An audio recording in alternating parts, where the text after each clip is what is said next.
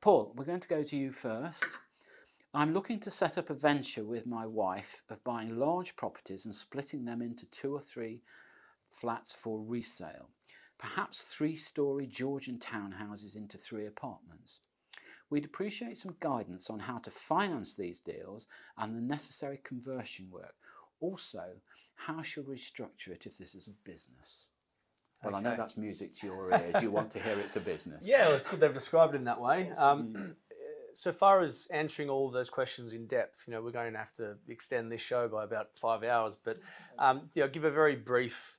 So the 3 points they mentioned there, so far as financing them, structure. What was the other one? The works involved. How to finance the works involved okay. As well as the purchase. Yeah. So there's a number of different ways it can be financed. Generally, what people do when they're looking to buy a property to do works to it, to convert it, is either use development finance or short-term finance, being bridging. Now that would, that's in a way determined by both price and experience. It seems that they're just starting out in doing this, you know, as a business. So they'll probably get the higher rates to start off with because they don't have much experience. Development finance is usually for a period of 12 months plus, whereas bridging or short-term finance is usually for a period of less than 12 months. So that will be, I suppose, in a way determined by how long they expect these works to take.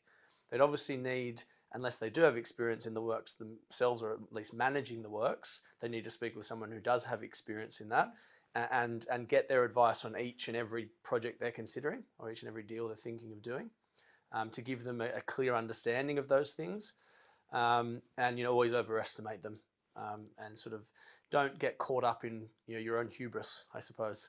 A lot of people become their own worst enemy by thinking they can do things a lot better than, you know, how it actually ends up. Well, I think it's a clever person, isn't it, that knows what their limitations are, and I think property development's an ideal ground for that. Definitely. But Paul, I wonder if you would just, for the benefit of our viewers, not understanding perhaps some of the more technical terms you're using, could you just briefly explain the difference between development finance and bridging finance? Yeah, so in short, development finance is as it says on the tin, you know, it's for developments, but usually it's for a period of 12 months plus.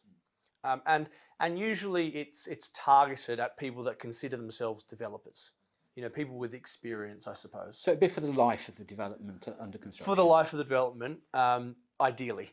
A lot of developers, as I say, under account for time and then need to use short-term finance to top themselves up. But ideally, they would get it for the period for which they see the project, you know, progressing. And usually that would be a little bit cheaper than short-term finance. Short-term finance is the sort of realm that bridging finance fits into as well, and they're pretty much both the same thing. But that is usually for a period of less than 12 months. Sometimes it will go for longer than that, but usually a maximum of 18 months. So why would you use bridging as opposed to development then? It's usually easier to get. Usually experience isn't considered as much, and that's quite often because the rates are higher. So these lenders, usually short-term finance lenders, are willing to take a bit more risk than what development lenders in the true sense of the word are willing to take. So technically then you'd go in with bridging perhaps in theory and then replace it with development finance halfway through, or? Not usually, no. It's quite often the other way around. In that development finance is usually from the start.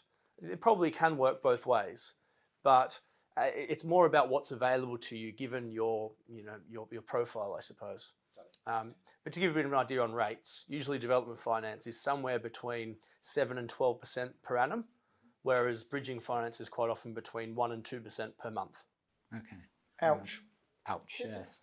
Aisha, what do you say about it? I would say just be very cautious about which method of financing you choose and to make sure that it's appropriate for the project. What you don't want to have happen is to be on one sort of finance path and to find out, for example, if you've gone down the bridging route, you know, the loan expires in 12 months, you have to pay it back, but something's gone wrong in your development and you need another 6 months.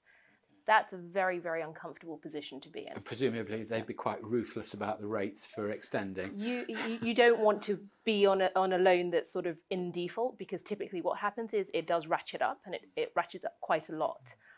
So you need to be mindful about how long your project is going to take, give yourself a buffer and get the right debt package in place with the right amount of time as well. Okay, John. Where do we start? Goodness me. The first thing I would say is, and Paul's absolutely right here, don't take too big a bite of the cherry. You know, start off with a small development, learn from that, get it done. Obviously, development finance is the way to go. Make sure it's rolled up, so in other words, the interest is rolled up to the end of the project. It's very important that you're not paying out every month. So roll the interest up to the end. Give yourself plenty of time. Give yourself 2 years, not a year and a half, to get it all paid back. So in other words, to some extent, and then there'll be a bullet payment. In other words, every say it's 3 flats. Every time a flat is sold, you can arrange with the funder that they take 80% of every 80% of the funds, or 100%, or 90 or 100, depending what the situation is. So the loan goes down, it's a diminishing security. Yeah, exactly. You're fine. Yeah. I mean, would it be sensible in terms of building in time? Would you treat that in the same way that you'd perhaps build in a contingency of, say, 10% on your build costs? Well, would you take the same view over your finance? Without question, I'd always add another 6 months on at least. Okay. Yeah. Great. Yeah. All right. Thank you.